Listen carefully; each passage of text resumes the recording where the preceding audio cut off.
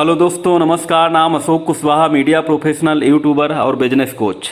और आज हम अपनी दूसरी किताब को लेकर आपके सामने हैं। हर दशकों में ऐसी किताबें आती हैं जो पाठकों को केवल सोचने पर ही विवश नहीं करती हैं, उनके जीवन को ही बदल देती हैं, हमेशा हमेशा के लिए। ये किताब लिखी है ब्राज़ीलियन लेखक पाओलो कोएल्हो ने, जिसका नाम है अल्केमिस्ट। अल्केमिस्ट का नाम वैसे तो कीमियागार होता है, जिसका मतलब होता है धातुओं को सोने में बदलने का कला, उसको कीमियागार कहते हैं। और एक कहानी एक ऐसे लड़के की है जो जिसके फादर बनाना चाहते थे उसको पादरी, लेकिन वो उसकी इच्छा थी दुनिया घूमने की, इसलिए वो गडरिया बनता है।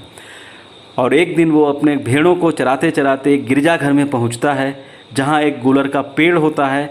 उस गिरजाघर पुराना हो चुका होता है, खंडेर हो चुका होता है। उसमें अपनी भेड़ों को अंदर बंद करता है और अपनी जो जैकेट होती है उसको तकिया बना के उसमें सो जाता है। और उसको सपना देखता है एक बहुत बड़े खजाने का।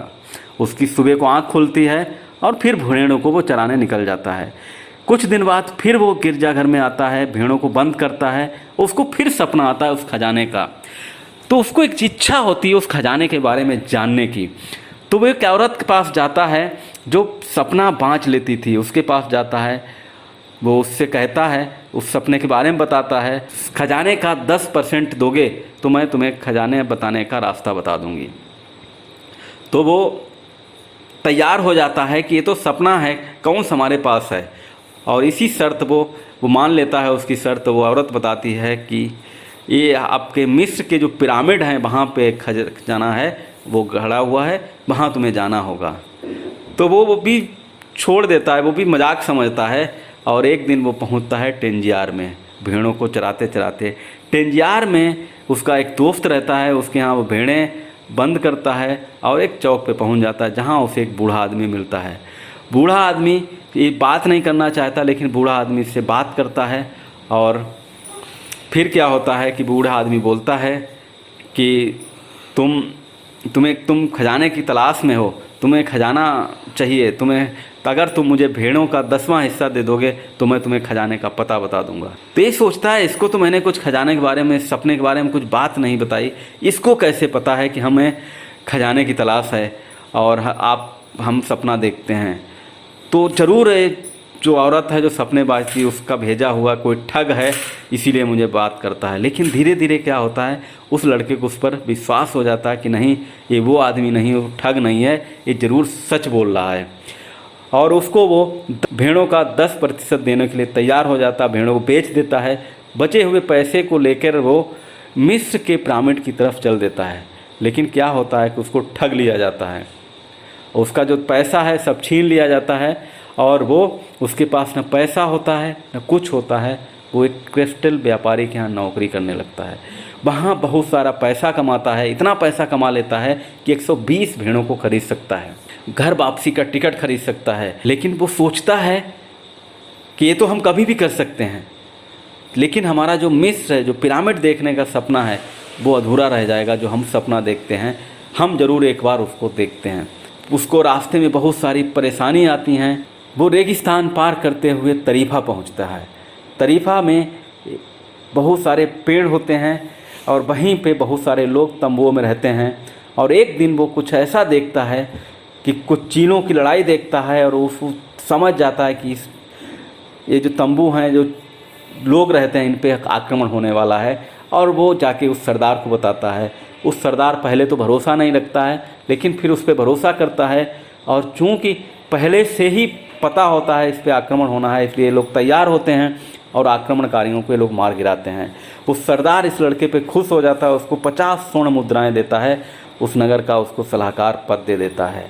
तो लड़के के पास पैसा होता है, लड़के के पास बहुत सारा धन होता है, 50 स्वर्ण मुद्राएं होती हैं। और वहाँ पे एक उसको लड़की मिलती है, फातिमा, जिससे वो प्यार भी करता है, वो लड़की भी होती है। तो देखा जाए कंफर्ट जोन उसके पास आ जाता है। उसकी ज़िंदगी में 2 बार कंफर्ट जोन आया था, लेकिन वो लड़का सोचता है कि हम ज़रूर जाएंगे। वो लड़की उसको प्रेरित करती है उस सपने को पूरा करने के लिए, और वो फिर निकलता है वहाँ से। तो वहाँ उसको एक कीमियागार मिलता है। वो कीमियागार जो धातुओं को सोने में बदल सकता है, वो उसको ले जाता है। वहाँ पे भी उसको क्या होता है, कुछ लुटेरे मिल जाते हैं जो उसको लूट लेते हैं, लेकिन उसकी ज़िंदगी बच जाती है। उसका सारा पैसा चला जाता है, स्वर्ण मुद्राएं चली जाती हैं, कीमियागार उसको ले जाके आगे ले जाता है और सराय में जाता है, अंदर कुछ जलाता है, वहाँ वो क्या करता है, धातुओं से सोना बनाता है। उसका एक भाग उस सराय वाले को देता है कि तुम बहुत अच्छे ईमानदार आदमी हो, एक भाग रखो। एक भाग वो लड़के को देता है कि एक तुम रखो, हो सकता हो तुम्हें इसकी ज़रूरत पड़े। तीसरा भाग वो फिर उस सराय वाले को देता है कि अगर इसकी ज़रूरत पड़ जाए तो तुम इसको दे देना। तो लड़का बोलता हमें तो खजाना मिलने वाला है, हमें क्यों दे रहे हो। लेकिन फिर वो सोचता है कि एक बार उसने कहा था कि खुदा से अगर तुम कम मांगोगे तो वो इतना ही देता है, इसलिए कभी भी हमेशा ज़्यादा मांगो। तो इसलिए वो चुप रह जाता है और फिर वो जाता है मिस्र के पिरामिड के पास और बड़ा खुश होता है कि अब तो हम खजाने के पास आ गए हैं।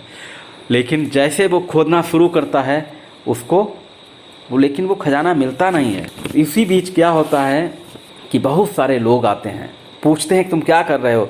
तो कह रहा कुछ नहीं, मैं तो गड्ढा खोद रहा हूँ। तो कह रहा तुम गड्ढे तो नहीं खोद रहे हो।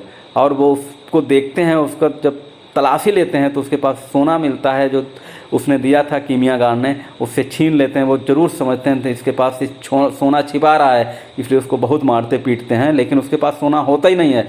फिर वो आखिर में बता देता है कि हम यहाँ पे एक सोना के एक खजाने की तलाश में आया हूँ, उसी को खोद रहा हूँ, या ऐसा ऐसा हमने सपना देखा। वो आदमी होते हैं वो उसको छोड़ देते हैं कि इसके पास सोना नहीं है, ये पागल है। और बाद में पलट के एक आदमी बोलता है तुम्हें अक्ल आ जानी चाहिए कि आदमी को इतना बेवकूफ़ नहीं होना चाहिए। सुनो, 2 साल पहले ठीक इसी जगह मुझे भी एक सपना दिखाई दिया था। मैं देखता हूँ कि स्पेन जाकर खंडेर होते हुए उस गिरजाघर को ढूंढना चाहिए जहाँ गड़रिया भेड़ों के साथ आराम करते हैं। अपने सपने में मुझे एक गुलर का पेड़ दिखाई देता है और मुझे लगता है कि मैं उस गुलर की जड़ें खोद डालूं तो मुझे छिपा हुआ खजाना मिल जाएगा। मगर मैं तुम्हारी तरह इतना बेवकूफ़ नहीं हूँ। महज बार बार आने वाले एक सपने के कारण पूरे रेगिस्तान को पार करूँ। और उस लड़के को छोड़ देते हैं, वो चले जाते हैं। लड़का खुश हो जाता है कि उसको पता चल जाता है कि आखिर खजाना है कहाँ। इस किताब में कुछ ऐसे वाक्य लिखे हैं जो आपको सोचने पे मजबूर करेंगे। एक सबसे ज़्यादा जो प्रयोग हुआ है वो है, जब तुम सचमुच किसी चीज़ को पाना चाहते हो तो संपूर्ण सृष्टि इसको प्राप्त करने में मदद के लिए तुम्हारे लिए षड्यंत्र करती है। बहुत बार लिखा है। इसमें बहुत सारा कंफर्ट जोन आता है। उसके हाथ में नोटों की गड्डी होती है, इतने पैसे होते हैं, भेड़ों को खरीद सकता है, वापसी का टिकट खरीद सकता है, कंफर्ट जोन हो जाता है।